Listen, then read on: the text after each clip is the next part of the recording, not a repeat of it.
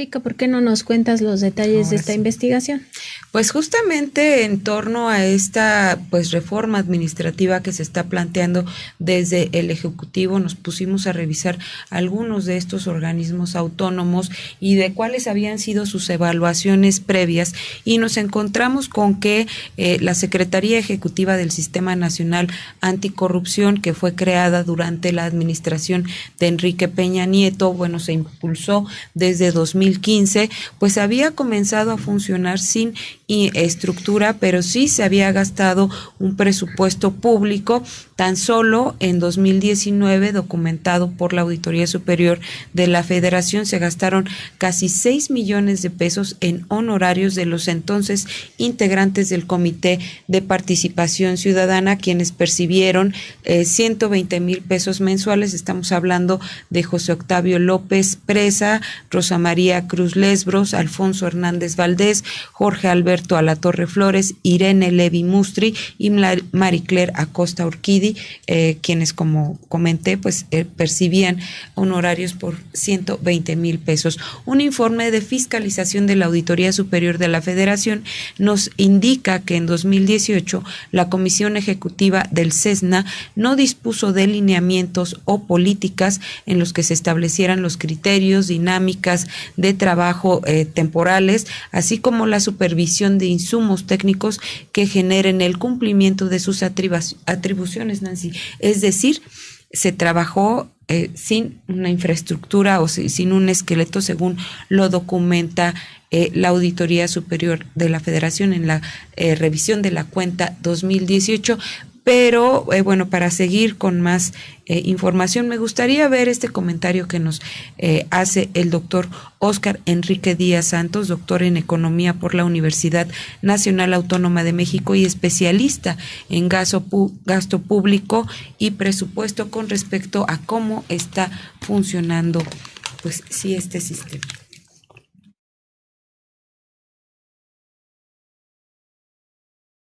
Mira, hay una cuestión muy importante en el sector público, es que se hacen sistemas y se hacen coordinaciones y participan miles de gentes, y cuando eso sucede, pues la coordinación falla. La coordinación falla porque aunque haya un presidente del Sistema Nacional de Anticorrupción, ¿sí?, y que hay una fiscalía que la debe de tener, pues están los 3 niveles de gobierno. Y pues, ¿quién se hace responsable de eso? Pues es muy complicado, ¿no? Aquí en México ha fallado mucho la coordinación institucional en muchos programas. No, ¿por qué? Porque cada quien persigue un objetivo y cada quien, si hay recursos de por medio, cada quien gasta los recursos en lo que mejor le parece. Pero incluso el Sistema Nacional Anticorrupción como que no tiene los recursos suficientes como para funcionar, ¿no? Pese a que es un sistema que está establecido constitucionalmente, ¿no? Está en el artículo 103. De 2015, ¿no? Desde 2015 está establecido, o sea, de que fue con Peña Nieto, ¿no? Y lo curioso es que siendo uno de los gobiernos más corruptos, pues es un sistema nacional anticorrupción, ¿no? Entonces a lo mejor lo hizo para que no funcionara. ¿Qué piensas, Nancy Flores? ¿Se habrá hecho para que no funcionara o en realidad se veía esta intención de combatir la corrupción? Muchos de esos organismos autónomos, lo que hemos podido documentar aquí en la revista Contralínea, es que en realidad tienen un exceso en sus gastos y en realidad no contribuyen a generar un mejor sistema democrático mexicano, un mejor sistema político e incluso un mejor sistema de rendición de cuentas. No solamente está el caso de esta Secretaría Ejecutiva del Sistema Nacional Anticorrupción, que no operaba durante estos años pues ya bastante, se crea en 2015 por lo que pudimos escuchar y pues en 2019, en 2018 todavía la Auditoría Superior de la Federación le estaba haciendo señalamientos de tienes que corregir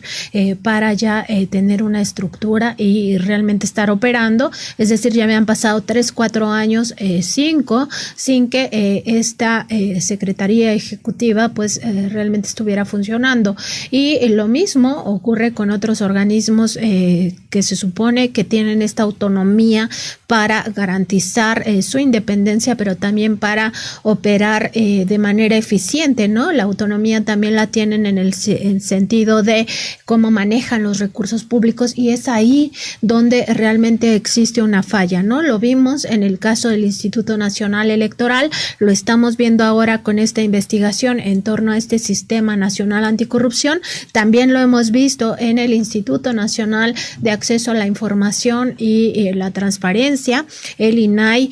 también en otras áreas autónomas. Ya hablamos del Banco de México y cómo se ha permitido que exista incluso robos al estilo de la Casa de Papel, y también cómo se ha permitido que un espía del CISEN pues esté incrustado en un área tan estratégica como es la Dirección General de Emisión. Entonces me parece que más bien, Erika, esta autonomía se ha desvirtuado en prácticamente todas las instituciones y ha derivado, pues sí, en un exceso en los gastos, pero también en una falta de transparencia hacia su propio funcionamiento y en falta de resultados para la sociedad mexicana. Así es, seguimos con este informe que revisamos de la Auditoría Superior de la Federación, el informe individual del resultado de la Fiscalización Superior de la Cuenta Pública 2018, que comenta que la CESNA no definió mecanismos de control relacionados con la vigilancia del diseño, implementación y evaluación del sistema de control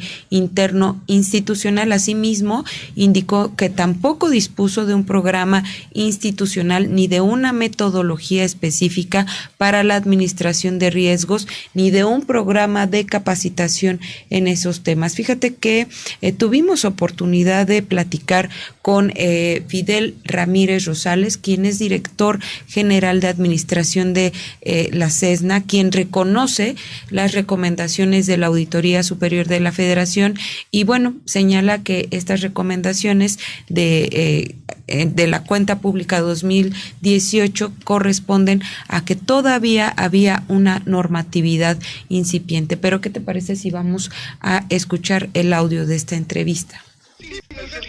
Nos fuimos quedados en mayo de 2017 cuando se nombra a nuestro secretario técnico, que es el maestro Ricardo Salgado. Ajá.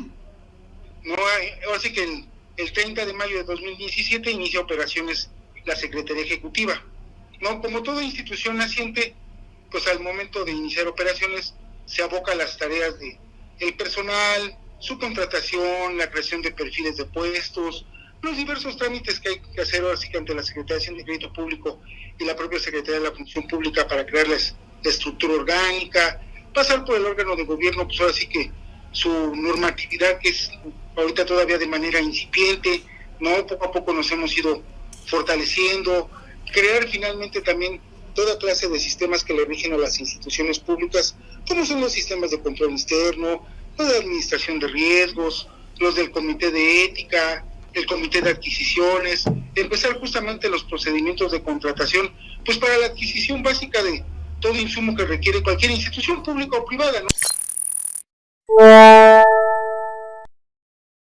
Pues ahí están estas palabras de quien ahora es el responsable de ese Sistema Nacional Anticorrupción y a quien le dejan pues esta área administrativa, Erika, pues en condiciones en las que todavía no se puede operar de manera eficiente. Así, él es Fidel Ramírez Rosales, él es director general de administración del CESNA y bueno, seguimos con lo que encontramos en este informe, en los informes de la Auditoría Superior de la Federación, que hay que mencionar,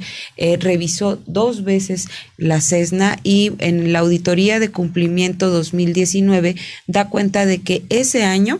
la CESNA no contó con un sistema de control interno institucional y en consecuencia tampoco con un programa de trabajo de control interno para ese mismo año, por lo que el sistema de control no pudo ser revisado. Otra de las recomendaciones o señalamientos que hace el máximo órgano de fiscalización del país es que no se proporcionó evidencia que acredite los avances para llevar a cabo la contratación de un servicio de análisis de vulnerabilidades ni del desarrollo de un protocolo de calidad y seguridad de la plataforma, así como de funcionalidades de verificación automática de los componentes, avisos automáticos de operación y la implementación de protocolos en la infraestructura de los proveedores para dar aviso a la CESNA.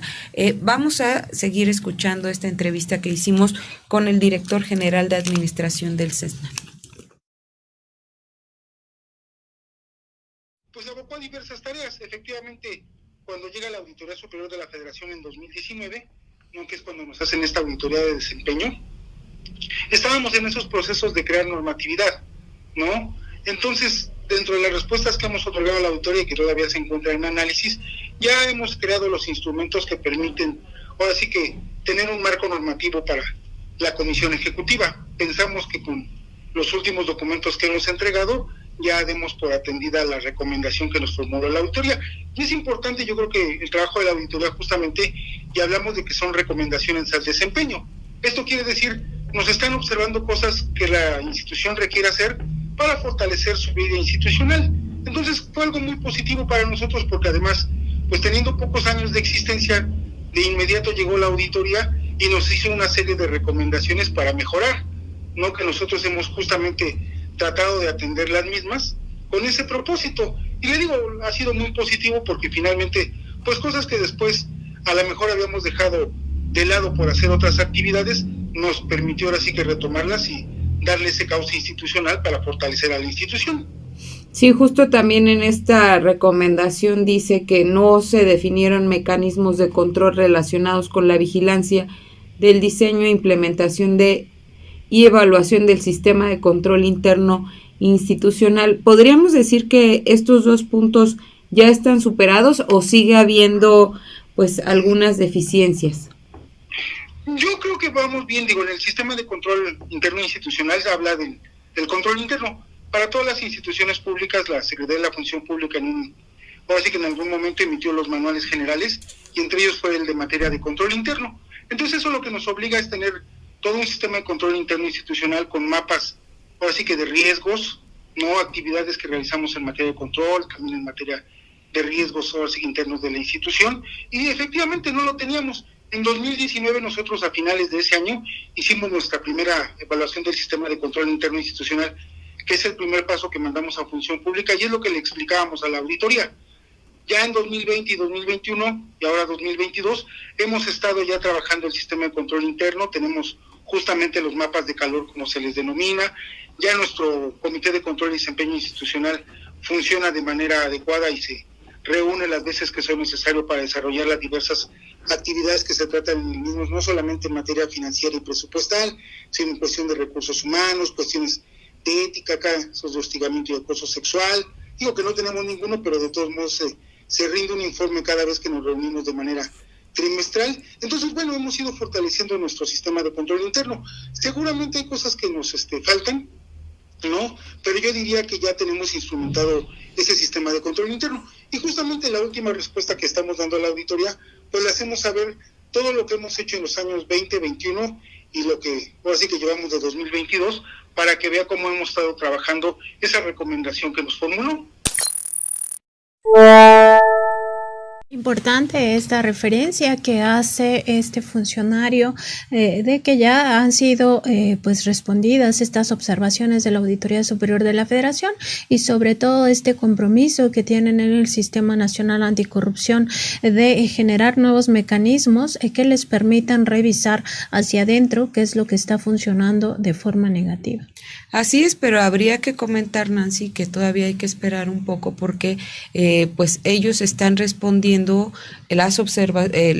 recomendaciones que hace la Auditoría Superior de la Federación en estas dos auditorías de las cuentas públicas de 2018 y 2019. Y bueno, se está haciendo este análisis y será hasta marzo, según lo que nos comentaba el director general de administración del CESNA, que será hasta marzo aproximadamente que puedan comenzar a tener, pues sí, ya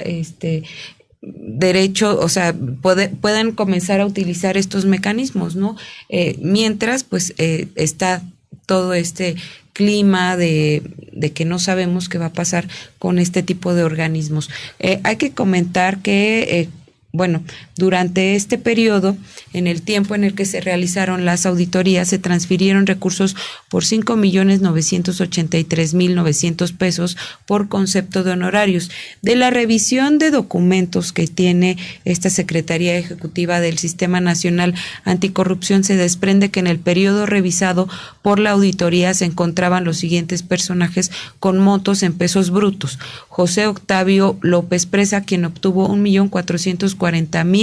pesos; Rosa María Cruz Lesbros, 1,052,000; Alfonso Hernández Valdés, 1,440,000; Jorge Alberto Alatorre Flores, 815,999 pesos; Irene Levi Mustri, 1,080,000; y Mariclera Costa Orquidi, 155,999 pesos. Por cada uno de sus miembros, CESNA pagaba 120,000 pesos brutos. Y bueno, en este sentido también le preguntamos al director general de administración y esto fue lo que nos respondió. Personales, no la nómina que se paga. ¿Que asciende a cuánto? Alrededor en este año 2022, yo creo que nos llevamos de nuestro presupuesto el 70%. ¿En millones de pesos? En millones de pesos estamos hablando como de 75 millones. 75. De un presupuesto de 123. Algo que nos llamó la atención y que viene ya justamente en la auditoría que se hizo en la cuenta pública 2019 es el gasto justamente al pago de honorarios de, pues entonces eran los presidentes de el Comité de Participación Ciudadana y otros integrantes más. Este rubro, ¿qué tan importante es para el gasto del CESNA? O sea, en términos de ley, nosotros tenemos la obligación de pagar esa contraprestación a los miembros del Comité de Participación Ciudadana, pero quiero comentarle que la contraprestación que se fijó no es cuestión de la Secretaría Técnica. Eso lo determina el Comité Coordinador, donde está ahora sí que integrada la Secretaría de la Función Pública, la Auditoría Superior de la Federación, el Tribunal Federal de Justicia Administrativa, el Consejo de la Judicatura Federal, el Instituto Nacional de Protección, el INAI, ¿no? Ellos fueron los que determinaron cuál es el salario que se le debe pagar a los miembros del Comité de Participación Ciudadana. Entonces, lo único que hacemos nosotros es celebrar los contratos, pedir las autorizaciones ante la Secretaría de Hacienda y Crédito Público y poder pagarles. No pagamos alrededor de 7 millones entre los diversos miembros, a veces menos porque, como seguramente usted sabe, por ejemplo, el año pasado, pues los miembros del Comité de Participación Ciudadana solamente existía uno, ¿no? El maestro Alatorre, y hasta octubre, finales, fueron cuando se nombraron a los otros 4 integrantes. Entonces, lo que pagamos al año yo creo que no superó ni los... En este sistema nacional anticorrupción, pues como lo decía este funcionario, pues participan en el comité coordinador los titulares de la Auditoría Superior de la Federación, de la Fiscalía Especializada en Combate a la Corrupción, de la Secretaría del Ejecutivo Federal responsable del control interno, el presidente del Tribunal Federal de Justicia Administrativa, también un representante del Consejo de la Judicatura Federal y un representante del propio Comité de Participación Ciudadana. Todos ellos, nos ha explicado el funcionario, determinaron a cuánto deberían de ascender estos sueldos, estos salarios que, como vimos, pues están bastante bien pagados. Así es, y bueno, también es importante ver cómo justo este rubro de pago de salarios es el que nos dice el director general de administración, ocupa el 75% del gasto del presupuesto que se le da al CESNA. Y bueno, el informe de la Auditoría Superior de la Federación precisa que el Comité de Participación Ciudadana se encuentra integrado por 5 ciudadanos destacados por su contribución a la transparencia, a la rendición de cuentas y al combate a la corrupción, quienes no tendrán relación laboral alguna por virtud de su cargo con la CESNA, y esto conforme a la ley. El vínculo legal con la misma, así como su contraprestación, se establece mediante contratos de prestación de servicios por honorarios en términos que determine el órgano de gobierno, por lo que no gozarán de prestaciones, garantizando así la objetividad en sus aportaciones a la CESNA. Pero ahí, Nancy Flores, vemos nuevamente pues salarios bastante decorosos que generan un gasto público importante a un organismo como este. Pues más que decorosos, podríamos decir que están hasta inflados, porque pues todavía no vemos resultados de este Sistema Nacional Anticorrupción. Recordar cómo ha sido la historia de la creación de este Sistema Nacional Anticorrupción el 27 de mayo de 2015, y después de largas discusiones en el Congreso de la Unión, se logró reformar la Constitución y crear este nuevo Sistema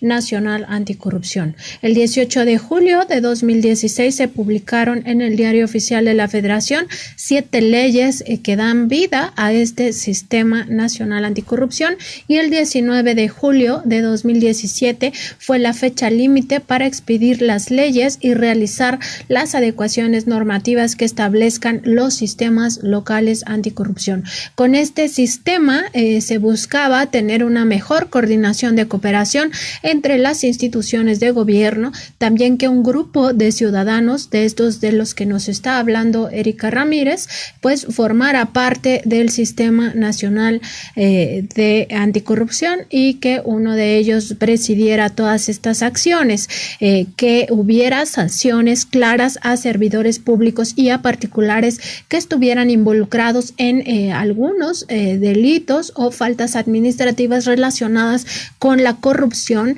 y también que las declaraciones patrimoniales, fiscales y de conflicto de interés, lo que se conoce como esto de la 3 de 3 de los servidores públicos, fueran difundidas en la plataforma digital nacional. Me parece que hasta ahora en lo que están fallando es en el tema de sanciones de hechos de corrupción, y bueno, ya pasaron desde 2017 a la fecha, pues han pasado ya unos 4 años y este Sistema Nacional de Anticorrupción no ha dado frutos. Así es, Nancy. Hay que mencionar muy puntualmente que en la aprobación de la Ley General del Sistema Nacional Anticorrupción, que tiene como, los objetivos que tiene son establecer principios, bases generales, políticas públicas y procedimientos para la coordinación entre las autoridades de los 3 órdenes de gobierno en la prevención, detención y sanción de faltas administrativas y hechos de corrupción, así como en la fiscalización y control de recursos públicos. Estas tareas fundamentales fueron atribuidas al Sistema Nacional Anticorrupción. Y Erika, recordar cuáles son estos delitos anticorrupción, porque a veces pensamos la corrupción pues solamente es un soborno, y no, hay muchos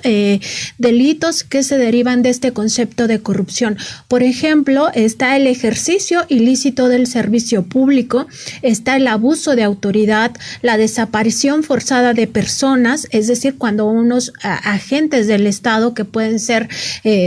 funcionarios municipales, estatales o federales, participan en desaparición de personas, pues se le conoce como desaparición forzada, y en ese sentido se convierte en un delito de corrupción. También la coalición de servidores públicos, el uso ilícito de atribuciones y facultades, la concusión, la intimidación, el ejercicio abusivo de funciones, el tráfico de influencias, el cohecho a servidores públicos extranjeros, el peculado, que es sobre todo el desvío de recursos públicos para fines ajenos a los que fueron etiquetados, incluso cuando en las instituciones se desvía el recurso de un fin a otro sin aunque esté regulado, pues ya implica un delito, pero también se refiere a cuando los servidores públicos se roban ese presupuesto y lo mandan a sus cuentas o se lo gastan en otras cosas que no deberían y que son para su beneficio. Y también el enriquecimiento ilícito. Todos estos son delitos tipificados en el Código Penal Federal y de esos se ocupa el Sistema Nacional Anticorrupción. Evidentemente, primero hace el análisis y después lo manda con las instituciones competentes que tienen que ver todo esto de estos delitos penales, porque en este caso no solamente implicarían sanciones como el decomiso, la destitución o la inhabilitación, y la multa, sino incluso en algunos casos la prisión. Y por eso es importante esta coordinación que hay y entre, pues sí, y a las autoridades que tienen que ver con la Auditoría Superior de la Federación, la Secretaría de la Función Pública, con la Fiscalía General, esta parte del área anticorrupción, y comenzar a ver, sería oportuno comenzar a ver resultados, sobre todo ahora que estamos viendo pues casos de gran relevancia y que tienen que ver pues con fraudes que se hicieron al país, para estatales tan importantes, a empresas del Estado, ya no es para estatal, petróleos mexicanos, como pues sí se hicieron grandes fraudes, y por eso ahora vemos a algunos exfuncionarios públicos tras las rejas, pues llevando algunas sentencias o siguiendo el curso de investigaciones. Y hay que recordar también que este tema de la corrupción por muchos años ha sido prácticamente un flagelo para México, Nancy, en donde pues incluso el presidente Andrés Manuel López Obrador ha mencionado en sus conferencias de prensa matutinas que pues había quienes decían que esto ya era parte de pues la cultura mexicana, ¿no? Y que llegó a colocar a México entre los países más corruptos en todo el mundo. Y en el caso del Sistema Nacional Anticorrupción, recordar que no solamente se enfoca a los servidores públicos, sino también a las personas físicas y morales que estén involucradas en estos delitos, en especial a empresas que hayan participado en estas corrupciones. Esto que mencionabas, Erika, de cómo pues ha sido un flagelo para las instituciones, pues tiene que ver con muchísimas áreas, por ejemplo, con las áreas de la construcción, todo esto que ya ha mencionado el presidente López Obrador y parte de su gabinete, por ejemplo, de los hospitales que quedaron a medio construir con precios inflados, pues ahí no solamente son las autoridades sanitarias involucradas, sino también las empresas constructoras. En el caso también del CONACYT lo vimos, todas estas infraestructuras que se construyeron y que no sirvieron para nada, y por supuesto en las adquisiciones, en las compras, en el caso de Petróleos Mexicanos, nosotros hemos documentado cómo se pagaban sobreprecios en compras o adquisiciones, incluso en el caso de la Comisión Federal de Electricidad, pues cómo se ha dado paso a este supuesto autoabastecimiento de energía, que en realidad lo que hace es violar la ley, porque supuestamente se trata de socios, cuando en realidad lo que están haciendo es vendiendo energía a otras empresas privadas, y eso es algo que solo tiene la facultad de hacerlo la Comisión Federal de Electricidad. Entonces, muy importante esta parte del Sistema Nacional Anticorrupción, que no solo ve a los servidores públicos responsables, aquellos que han firmado o aquellos que han autorizado, sino también a las empresas que participaron de toda esta corrupción. Por eso la importancia de que este órgano pues realmente funcione efectivamente y que pues empiece ya a sancionar a todos aquellos que han incurrido en estas prácticas lesivas para el erario de la nación, es decir, para todos los mexicanos. Así es, fue hasta la primera sesión ordinaria de este 2022 cuando los integrantes del Comité Coordinador del Sistema Nacional Anticorrupción aprobaron por unanimidad el programa de implementación de la Política Nacional Anticorrupción, en el que se establece acciones concretas y medibles en materia de combate a la corrupción que serán puestas en marcha por las instituciones públicas del país en el corto y mediano plazos, Nancy.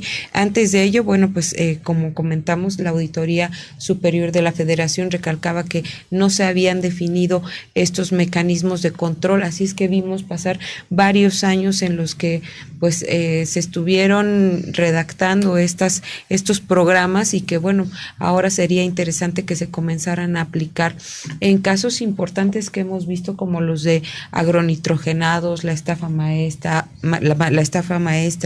Odebrecht, que han sido temas de interés público, y que bueno, los mexicanos estamos muy al pendientes de que pues sí se haga algún tipo de justicia.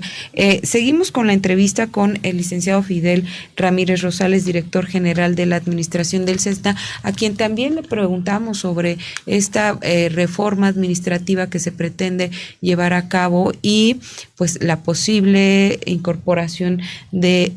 el CESNA a otra dependencia. La Secretaría Técnica, justamente, que es el brazo técnico de un comité coordinador, ¿no? Que es un órgano colegiado, como le comentaba, y un órgano colegiado que se apoya para sus trabajos. Digo, ahorita voy a mencionar la cuestión de la política. Es la primera vez que se tiene una política nacional que engloba, pues ahora sí que a todos, ¿no? Porque el sistema como tal lleva implicado no solamente al Poder Ejecutivo Federal, sino también al Poder Legislativo y al Poder Judicial, y eso se replica además en cada una de las entidades federativas. La Secretaría, en esa misma parte, si bien no es ahora sí que el jefe de los sistemas locales, pero sí coadyuva para que puedan justamente alinear sus políticas estatales a la política nacional, y no existe una distorsión en los fines y las ideas y objetivos de la misma, ¿no? La Secretaría Técnica es ese brazo técnico que ayuda finalmente a la concreción de las políticas, y como usted sabe, pues una política nacional sí nos sirve, es un esfuerzo que se tiene que ver no en poco tiempo, sino a lo largo, yo creo que de varios años, porque finalmente va a ir permeando, y además ahorita